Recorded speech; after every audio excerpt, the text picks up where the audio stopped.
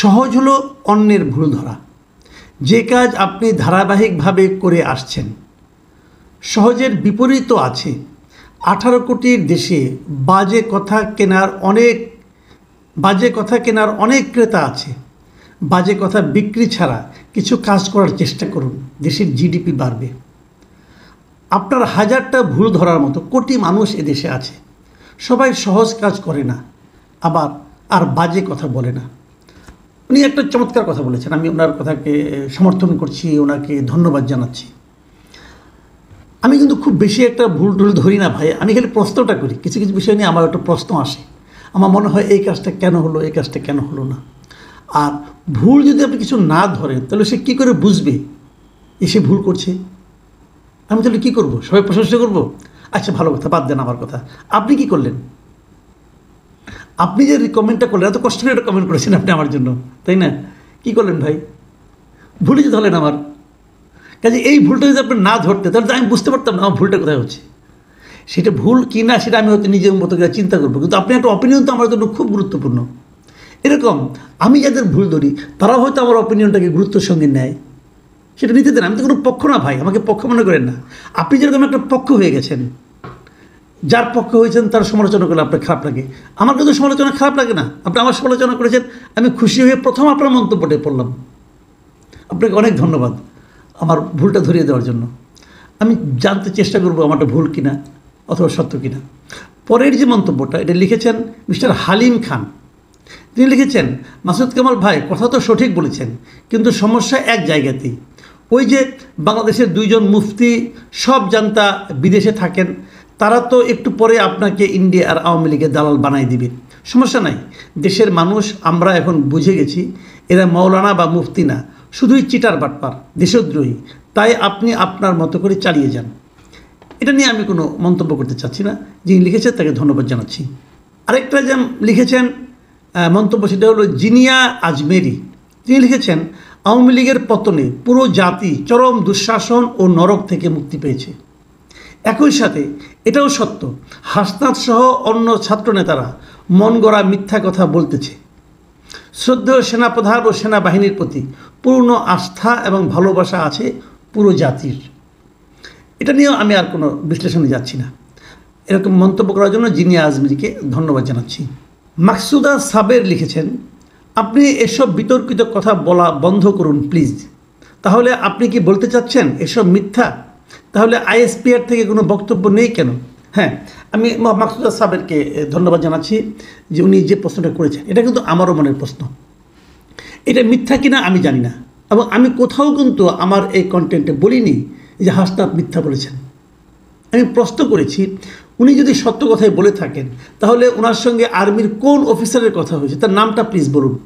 আমরা জানতে চাই যে কারা কথাটা বলেছেন। কিন্তু উনি তো কারোর নাম বলেননি। উনি যখন নাম না বলছেন তখন কিন্তু পুরো সেনানিবাসকেই উনি ওনার প্রতিপক্ষ বানিয়ে দিয়েছেন এবং জনগণের প্রতিপক্ষ হিসেবে দাঁড় করিয়ে দিয়েছেন। এই জায়গাটা রিস্কি। আমি খালি এই কথাটাই বলেছি। আর আইএসপিআর থেকে কোনো বক্তব্য নেই কেন সেটা আমি বলতে পারবো না। তবে আমি অবশ্যই চাইব যে সেনা নিবাসের পক্ষ থেকে হাসনাতের এই বক্তব্যের ব্যাপারে তারা কোনো একটা মন্তব্য করবেন, এটা আমি চাইব। না চাইলে হবে কি, না মন্তব্যটা না করলে কি হবে? না করলে যেটা হবে, মানুষের মনে সন্দেহগুলো কিন্তু বাড়তে থাকবে। সন্দেহ খুব মারাত্মক জিনিস। মাকসুদা সাহেবের আপনাকে অনেক ধন্যবাদ ও কৃতজ্ঞতা যে আপনি একটা পয়েন্ট ধরেছেন। এই নামটা আমি বুঝতে পারলাম না। এই নাম লেখা কেবল ম্যান IL1RT। আমি আসলে বুঝি না এই ইউটিউবের নামগুলো ঠিকঠাক মতো আসে না কেন। মানে এরকম এই যে অ্যাড দিয়ে লেখা আসে, আগে কিন্তু আসতো। আপনারা কেউ জানা থাকলে আমাকে একটু জানাবেন কাইন্ডলি। আমি বুঝতে পারি না কেন আমি সব নামগুলো ঠিকঠাক মতো পাই না। যাই হোক, এই ম্যান লিখেছেন, হাসনাতের সাথে ঘটনা ঘটেছে 11 তারিখ। যদি ঘটে থাকে তাহলে 11 তারিখ ঘটেছে। আর হাসনাত এটা প্রকাশ করলো কালকে। আমার মতে প্রশাসক নিয়োগকে কেন্দ্র করে তাদের ব্যাপারে যে সমালোচনা শুরু হয়েছিল, সেই ঘটনা ধামাচাপা দিতেই হাসনাতের এই কৌশল।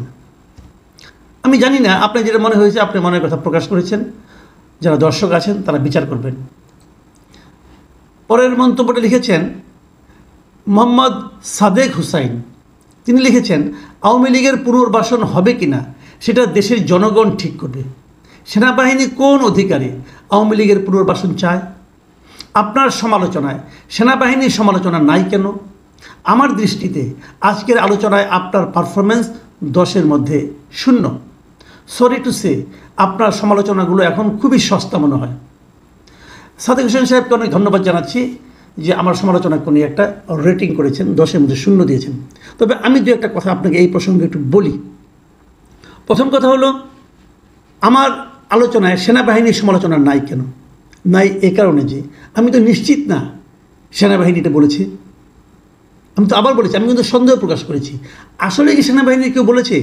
যদি বলে থাকে তাহলে তার নামটা কেন হাসনাত সাহেব প্রকাশ করছেন না?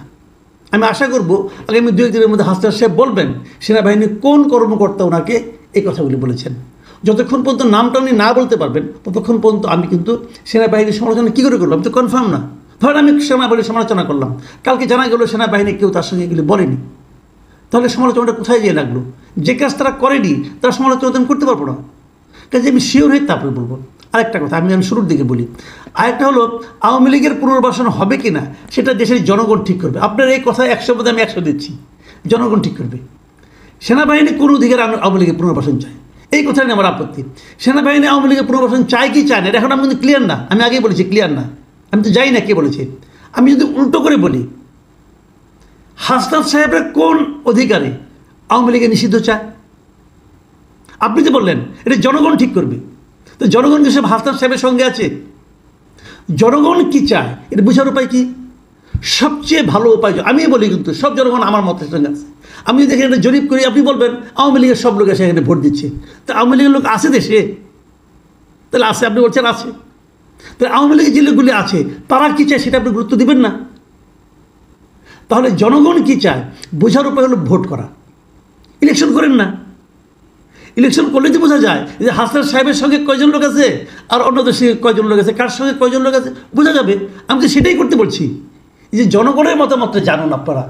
আপনি নিজে দাবি করেন না সব জনগণ আমারটা চায়, এই দাবি করার দিন শেষ হয়ে গেছে ভাই। এখন আপনি বলেন জনগণ কি চায়, এটা আপনি বললে তো হবে না। যাই হোক, তারপরে আপনার এই বক্তব্যের জন্য অনেক ধন্যবাদ। এটা লিখেছেন মিলিয়ন্স 1957। তিনি কি লিখেছেন? এটা স্রেফ গল্প। সেনাবাহিনী হাসনাতের মতো উন্মাদের কাছে এ ধরনের প্রস্তাব দিবে। হাসনাত কে? তার কাছে অনুমতি নিতে হবে। এটা সম্পূর্ণ নাটক। এর মাধ্যমে জনগণের কাছে হিরো হতে চেয়েছে, পাশাপাশি সেনাবাহিনীকে জনগণের কাছে ভিলেন বানানো। আপনার সাথে আমি একমত। তাপসের কথা সেনাবাহিনী বলবে কেন? সে তো সবার আগেই পালিয়েছে। সে যে দুর্নীতির বরপুত্র, তাকে রিফাইন্ড আওয়ামী লীগের নেতৃত্বে আসার প্রশ্নই আসে না। সামগ্রিক বিষয়টি ভুয়া, ভণ্ডামি, প্রতারণা। আরেকটি কারণ হতে পারে ছাত্রদের মধ্যে সম্প্রতি যে বিভাজন সৃষ্টি হয়েছে সেটাকে চাপা দিয়ে সাময়িক ঐক্যবদ্ধ করা, আর সরকার যাতে সেনাপ্রধানের বিরুদ্ধে ব্যবস্থা নেয় তার ক্ষেত্র তৈরি করা। মিলিয়ন্স ওনার ছদ্মনাম। তো উনি যা লিখেছেন আমি পড়ে শোনালাম, এখানে আমার আর কোনো নিজস্ব মন্তব্য নেই। সাইফুর রহমান লিখেছেন, আপনার সব কথা ঠিক আছে কিন্তু তা অর্ধেক। আর্মি কেন রাজনৈতিক বিষয়ে নাক গলাবে সেই বিষয়ে আপনি কিছু বললেন না। আপনার কৌশলী পক্ষপাতিত্ব স্পষ্ট। আমি এটা নিয়ে আগেও একবার বলেছি যে আর্মি যে নাক গলিয়েছে এটা আমি স্পষ্ট হব তখন যখন হাসনাত সাহেব বলবেন যে আর্মির কে নাক গলিয়েছে। আর পাশাপাশি আমি আর্মির পক্ষ থেকে আশা করব ওনারাও বলবেন যে ওনাদের কে কথাটা বলেছে। এই বিষয়টা আমরা জানতে চাই। যদি কী কথা বলেছে জানতে পারি, যদি কনফার্ম হতে পারি কে বলেছে, তখন অবশ্যই আমি বলবো কে কোথায় নাক গলাবে, কে কোথায় নাক গলাবে না। তবে রাজনীতিতে নাক গলানোটা আমি পছন্দ করব। এরপরে যেটা আছে, আমি হারুন রশেদ লিখেছেন, যে দল বারবার দেশের গণতন্ত্রকে গলা টিপে হত্যা করেছে সে দলের গণতান্ত্রিক প্রক্রিয়ায় ফেরত আসার কোনো অধিকার নেই। হ্যাঁ, এটা হতে পারে, ওনার বক্তব্য নেই, আমার কোনো বক্তব্য নেই। তারপর এটাই শেষ মন্তব্য। এটা লিখেছেন সুশীল চন্দ্র। তিনি লিখেছেন, ওরা আরও বেশি খায়।